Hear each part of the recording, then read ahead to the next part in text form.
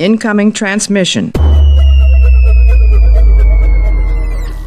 Strange New Worlds has always been at its best when it tells deeply human stories against the backdrop of the unknown. After a season that sometimes felt more concerned with the past than the future, New Life and New Civilizations was a powerful and refreshing reminder of that core strength. This wasn't just a good episode of Star Trek, it was a necessary one. So, let's break down how a truly original and emotional story managed to save the season. I'm Will, and welcome to Seen a Nerd Presents Blerd Trek, bringing you deep dives into Star Trek's most compelling stories. Before we can really appreciate the triumph of New Life and New Civilizations, we have to be honest about the journey that brought us here. Season 3 of Strange New Worlds, while it definitely had its moments, often felt like it was walking a narrative tightrope, trying to balance its own identity against almost 60 years of Star Trek. At times, it seemed to lose its footing, leaning hard into what we call member berries, those sweet, nostalgic callbacks that are great in small doses, but can become a crutch.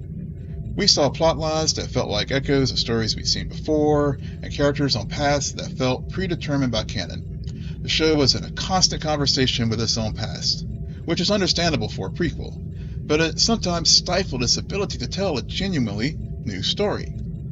This was especially true in the show's previous season finales. Think about Equality and Mercy from Season 1, a brilliant remake of the original episode Balance of Terror. It was fantastic, but its power came from recontextualizing a known event. Then there was Season 2's finale, Hegemony, which threw us into a massive Gorn confrontation. It was a cliffhanger that raised the stakes to a galactic level, but again, it relied on a known, terrifying adversary. This created a pattern. The finales were about big moments, huge stakes, and direct ties to the original series.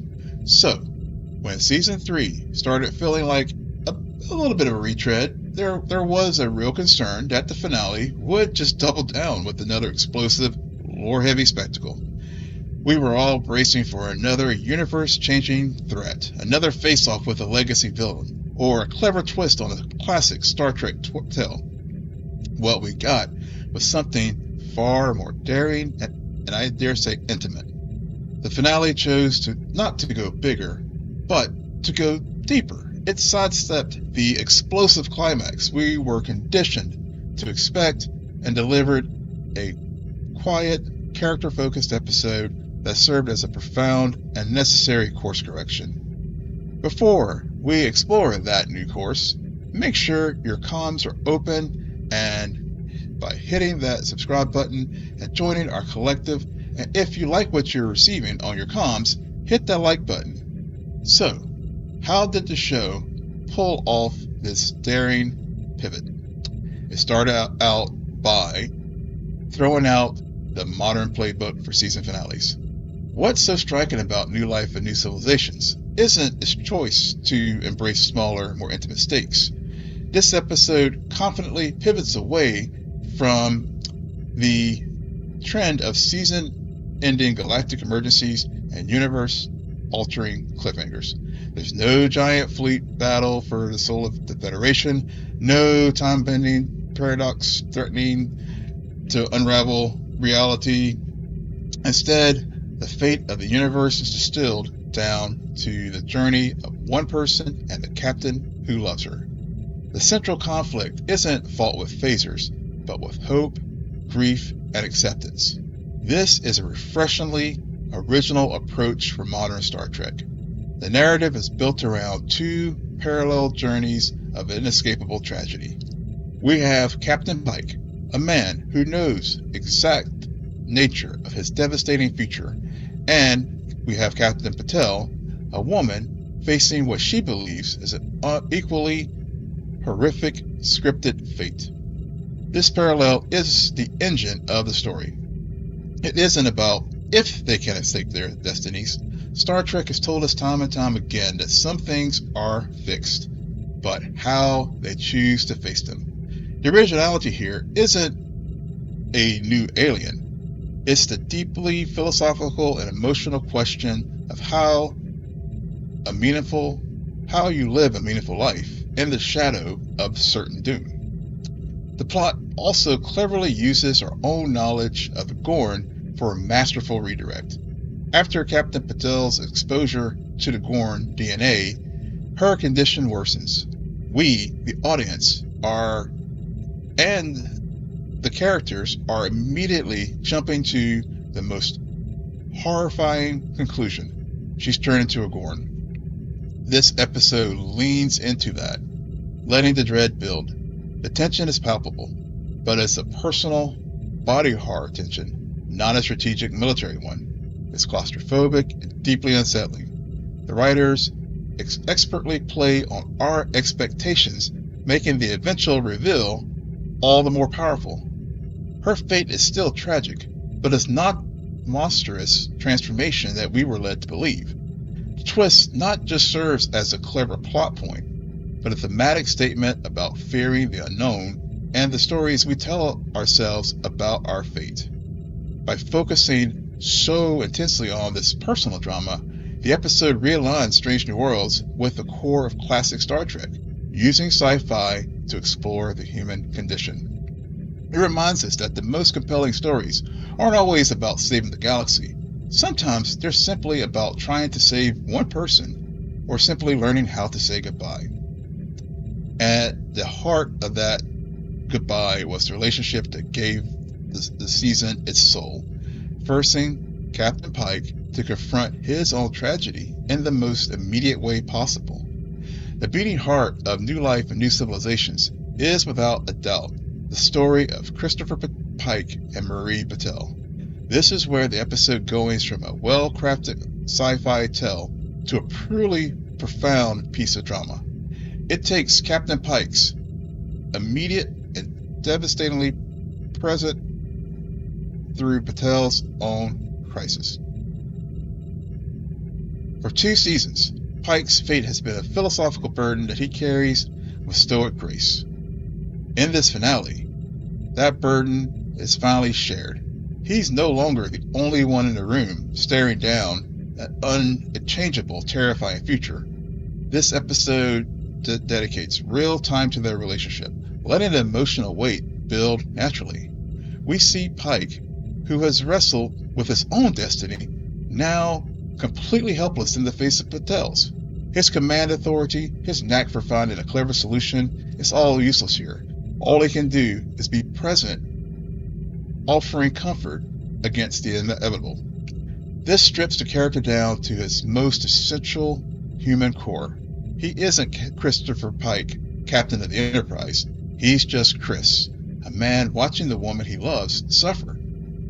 That vulnerability is what connects his fated future with her immediate present, creating a powerful emotional resonance. Batel's arc is the true standout of the finale. Her journey from fear to a place of profound acceptance is one of the most compelling character arcs in the series. Her struggle isn't just against a physical element, but against the loss of self. When Pike is with her, you feel the immense weight of their shared predicament. He knows what it's like to be trapped by a script you didn't write. And for the first time, he has someone who truly understands the unique horror of that knowledge. The climax of their story is what elevates this episode into the pantheon of, I think, great Star Trek tales. Batel's final gift to Pike isn't a cure or a miracle, but a vision. In a sequence reminiscent of TNG's The Inner Light, she shows him a life they could have had, a full life where he avoids his injury, grows old, has a family, and experiences the simple beauty of a long existence. It's a beautiful, bittersweet dream. But its true power is in its message. Batel isn't showing him what he'll lose. She's showing him the value of a life well lived, no matter how long. Her gift is an act of love in the face of absolute tragedy. It says, your life, however it ends, is precious. It's beautiful. It beautifully reframes Pike's future, not just as a tragedy, but as a sacrifice with profound meaning. But while Pike's story was about facing an ending, another, iconic relationship was just beginning, forged in a way that adds incredible new depth to Star Trek lore. While the Pike and Batel story provides the emotional anchor, a secondary plot delivers something just as significant for the franchise: a new foundational backstory for the friendship between James T. Kirk and Spock.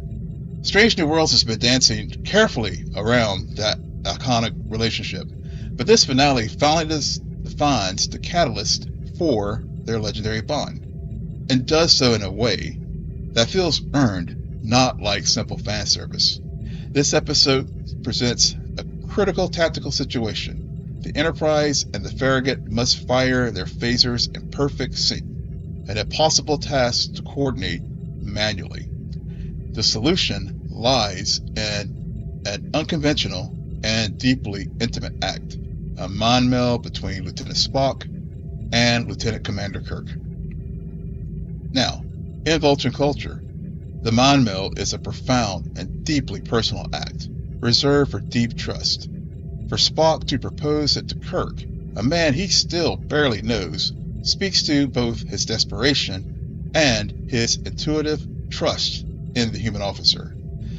The mind meld itself is the pivotal moment. It's not just a convenient plot device. The writers wisely use it, in my opinion, to show and forge a deep, intimate bond by having them share not just data, but personal vulnerabilities. In that shared consciousness, they see past the surface.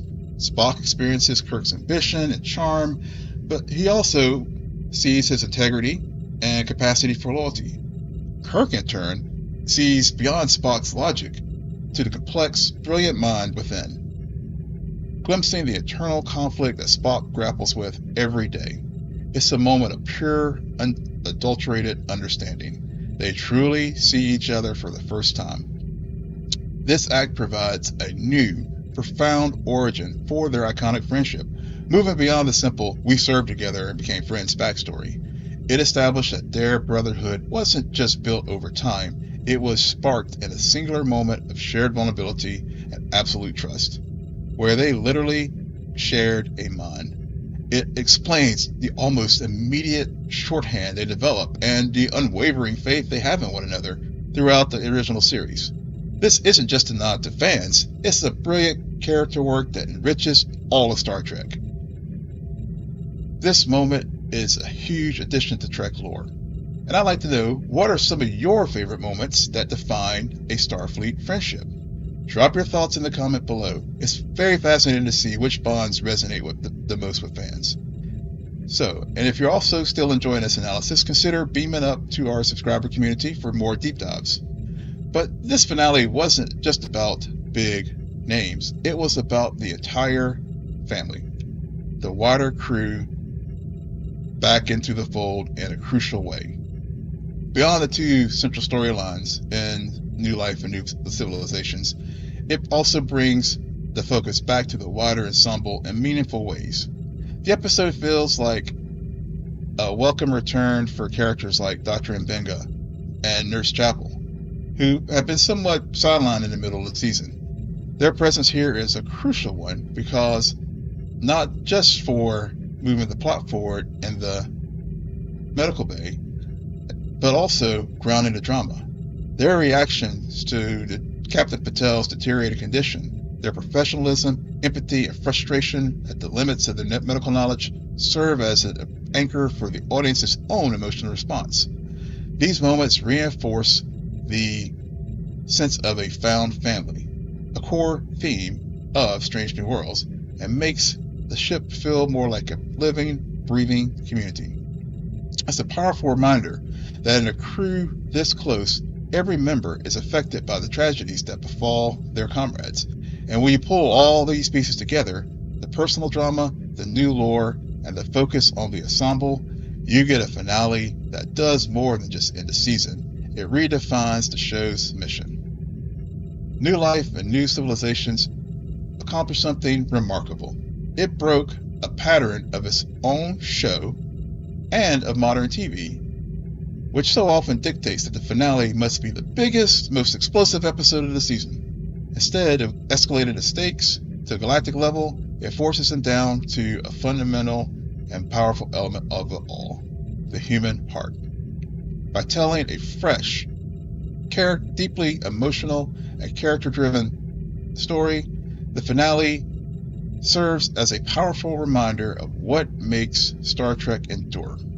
The originality of Pike Batel's narrative allowed for a raw, unpredictable emotional journey that was both heartbreaking and beautiful. Simultaneously, the episode managed to enrich one of the franchise's most sacred relationships, giving the friendship of Kirk and Spock a new, profound beginning that felt both earned and essential. After a season that sometimes struggled to find its own voice amidst the echoes of the past, this finale was a declaration of identity. It was a course correction that realigned Strange New Worlds with its greatest strengths: the incredible cast, its capacity for deep philosophical inquiry, and its unwavering belief in the power of hope. It proved that the most compelling voyages aren't always to the farthest stars, but into the depths of the human condition. What does this finale mean for the future of Strange New Worlds? Do you want to see more intimate, character-driven stories? Or are you hoping for a return to the bigger, galaxy-spanning threats in Season 4? Let me know your comments and the thoughts below.